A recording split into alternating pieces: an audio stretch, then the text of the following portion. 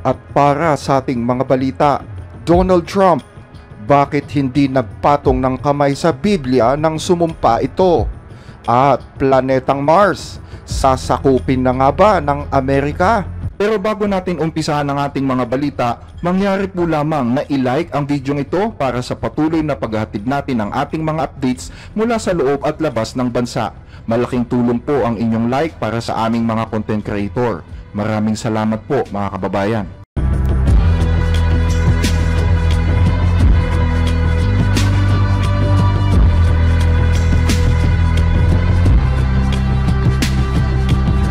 Kahapon, araw ng Lunes sa Estados Unidos, nanumpa sa pwesto si Donald Trump bilang ika-47 Pangulo ng Estados Unidos. Pero ang makasaysayang panunumpa ni Trump ay biglang nagdulot ng pagtataka sa mga nakakapanood dahil hindi nito ipinatong ang kanyang kaliwang kamay sa Biblia na noon ay hawak na ng kanyang unang ginang na si Melania Trump. Naniniwala ang mga academics na walang practical na impact ang kawalan ng Biblia sa panunumpa, pero nagdulot ito ng pagtataka sa mga nakasaksi. Maliban sa magarbong paghahanda at sa matatapang na salita ni Trump, isa sa mga pangunahing hinahanap ngayon ng mga Amerikano sa Google ay ang kasagutan kung bakit hindi ipinatong ni Trump ang kanyang kamay sa Biblia na itinuturing na banal na kasulatan ng mga Kristiyano at Hudyo.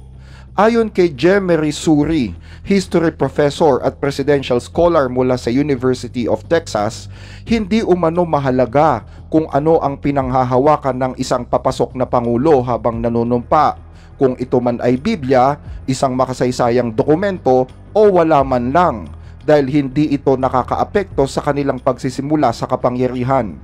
Dagdag pa ni Suri, wala sa konstitusyon na nagsasabing kailangang ikonekta ng presidente ang panunumpa sa Diyos. Ang panunumpa ay para umano sa konstitusyon.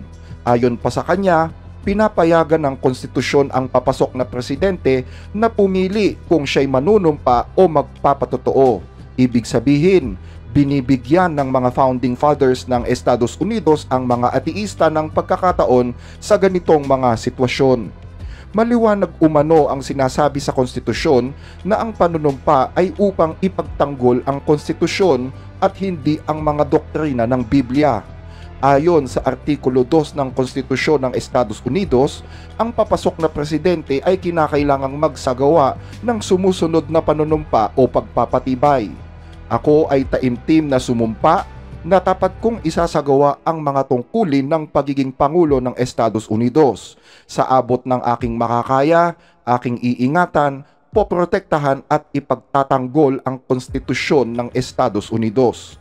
Binanggit din sa Artikulo 6 ng Konstitusyon ng Amerika na ang lahat ng mga opisyal na ehekutibo at hudikatura mula sa Estados Unidos at mga individual na estado ay kinakailangang sumumpa o magpatibay na susuportahan ang konstitusyon. Pero wala umanong religious test na maaaring ipatupad bilang kwalifikasyon para sa anumang posisyon sa ilalim ng Estados Unidos. Gayunman, nasa tabi pa rin ni Trump ang kanyang asawang si Melania habang hawak ang dalawang Biblia. Ang Biblia na ibinigay sa kanya ng kanyang ina at ang Bibliang ginamit ni Pangulong Abraham Lincoln na ginamit niya noong 1861 presidential inauguration. Ang hindi pagpatong ni Trump ng kanyang kamay sa Biblia ay hindi umano nangangahulugan na hindi niya kinikilala ang salita ng Diyos sa kanyang pamumuno. Sa katunayan umano ay binanggit ni Trump ang Diyos sa kanyang inaugural speech nang sabihin niyang iniligtas siya ng Diyos sa assassination attempt upang gawing dakilang muli ang Amerika. But I felt then and believe even more so now that my life was saved for a reason. I was saved by God to make America great again. Matatandaan din na noong 2017, ipinatong ni Trump ang kanyang kamay sa Biblia nang manumpa siya bilang Pangulo sa kanyang unang termino. At sa iba pang balita, Donald Trump, balak nang sakupin ang planetang Mars. Matapos sumumpa bilang ika-47 Pangulo ng Estados Unidos noong Lunes, January 20, inilatag ni Trump sa kanyang talumpati ang kanyang mga plano para sa susunod na 4 na taon, kung saan kabilang dito ang pagbabalik ng Amerika sa pagpapalawak ng teritoryo at eksplorasyon. Above all, my message to Americans today is that it is time for us to once again act with courage, vigor, and the vitality of history's greatest civilization. The United States will once again consider itself a growing nation, one that increases our wealth, expands our territory, builds our cities, raises our expectations, and carries our flag into new and beautiful horizons.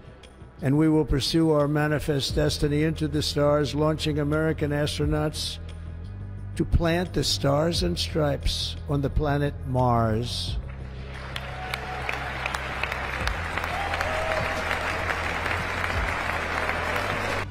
Binanggit ni Trump ang salitang Manifest of Destiny sa kanyang inaugurasyon.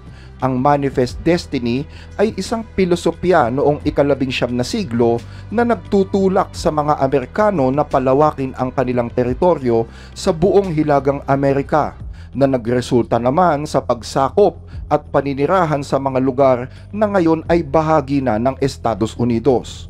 Ang ideya ng Manifest Destiny ay nagsasabing mayroong tadhana o misyon ang Amerika na sakupin at kolonyalisahin ang buong kontinente.